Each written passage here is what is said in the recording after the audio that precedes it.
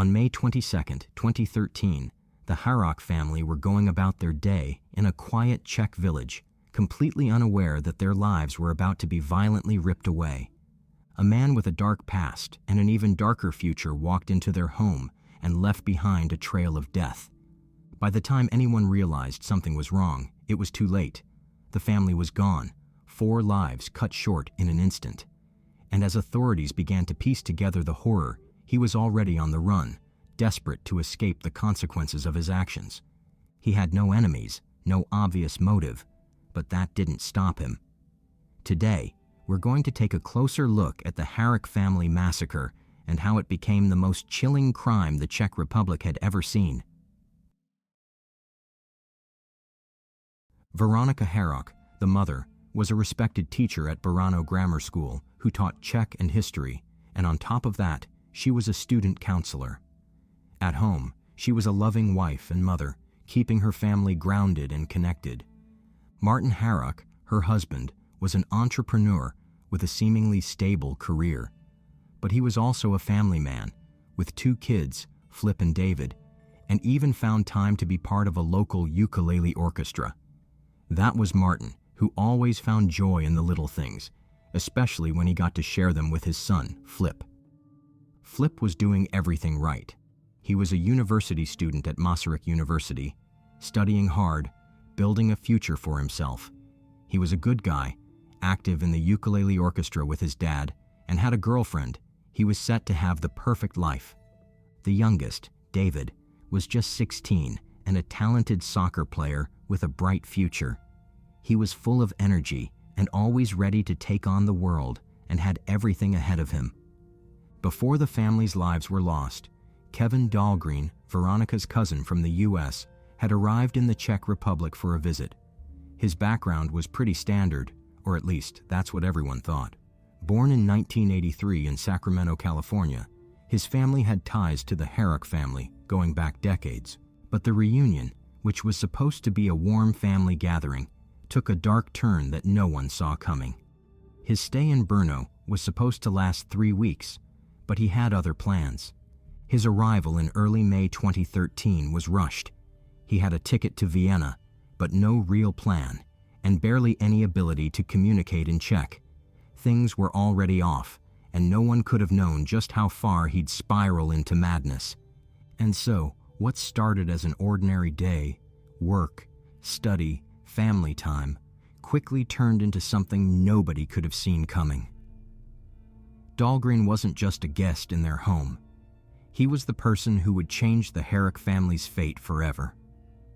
Before Kevin Dahlgren ever set foot in Brno, he already had a past of red flags that would soon surface in the most horrifying way possible. Dahlgren's life story wasn't what you'd call normal. May 13th would be the culmination of a messy web of problematic family history, personal issues, and poor choices. Dahlgren's family history was nothing if not complicated. His grandparents had fled Czechoslovakia, escaping the communist regime in 1949. They eventually settled in the U.S., but the family's ties to the Czech Republic didn't die.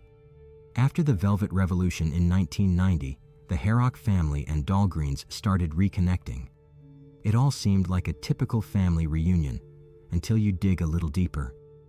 Growing up, Dahlgren wasn't your average kid.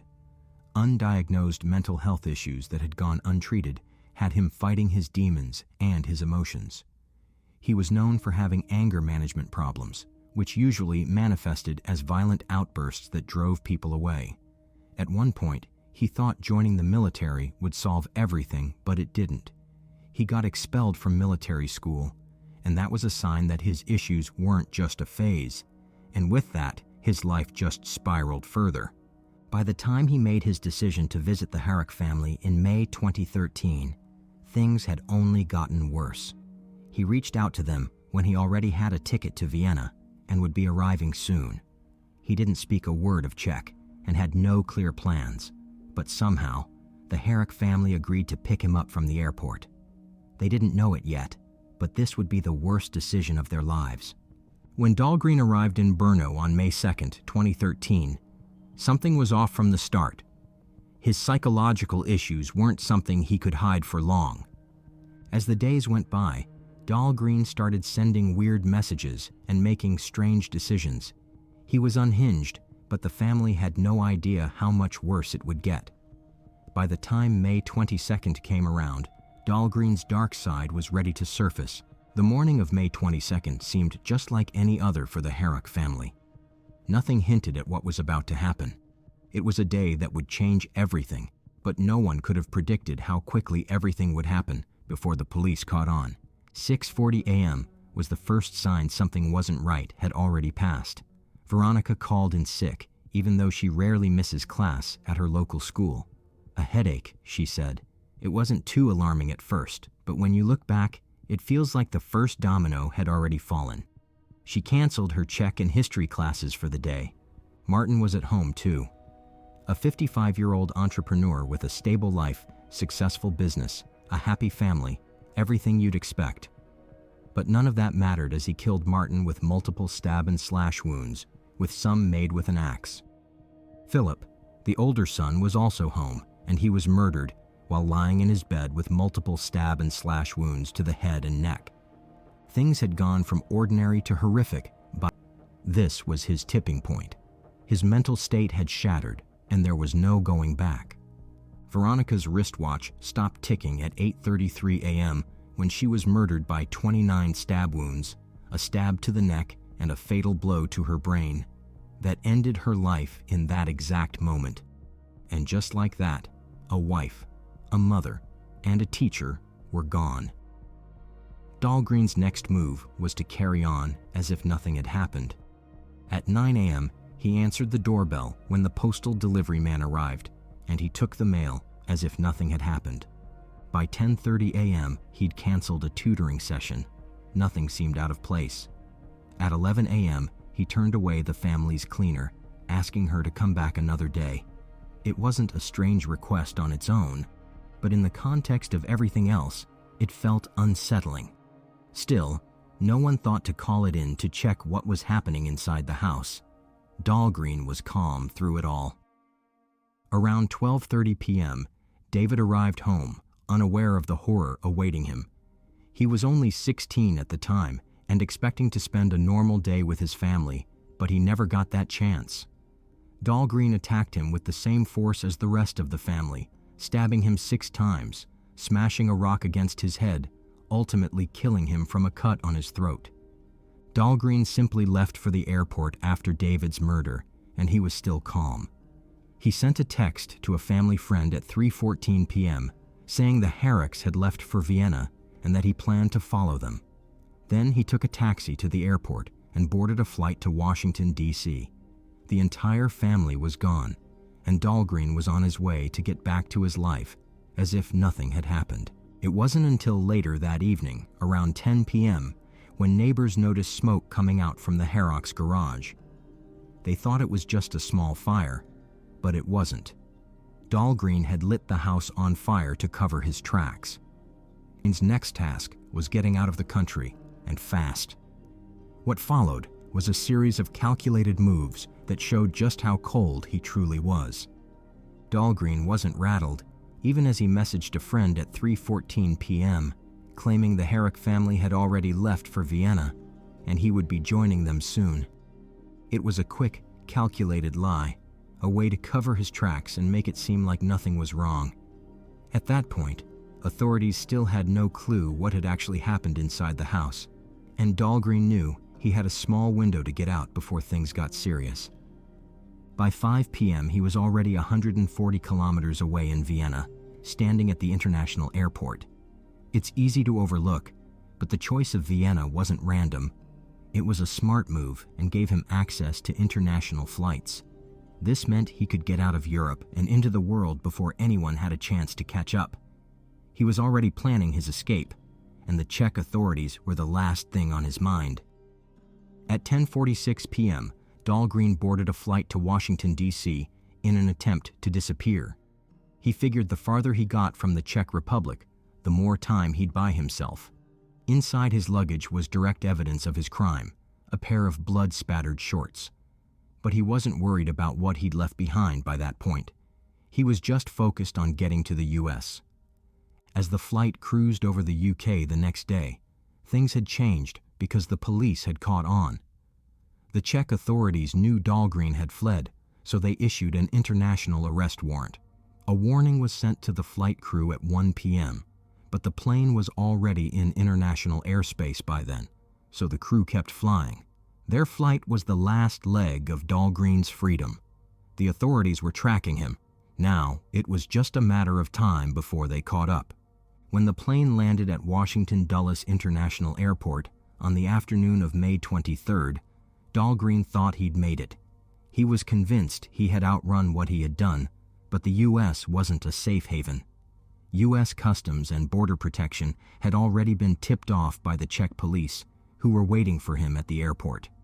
As soon as the plane touched down, Dahlgren was arrested at the gate.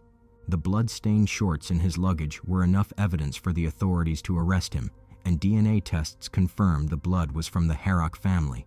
This was the final nail in the coffin that would get him life in prison. His escape plan fell apart before it could even get started, but Dahlgren stuck to his story even as he was taken into custody. He claimed he'd found the bodies of the Harok family after going for a jog, saying he fled in fear for his life, but it didn't hold up. His story was full of holes, and the blood on his clothes didn't help his case. The investigation was just beginning, but the authorities already had their man. Dahlgren's capture was a turning point, but it also proved just how far he'd gone to avoid facing the consequences of his actions. He fled the scene with the goal of getting out of the country as fast as possible, while the Harok family's bodies lay in their home, hidden under blankets in the garage. But Dahlgren wasn't thinking about them. Taking a taxi to Vienna International Airport after carrying out the murders, Dahlgren boarded a flight that would eventually take him back to the US. But his escape wasn't as smooth as he'd hoped.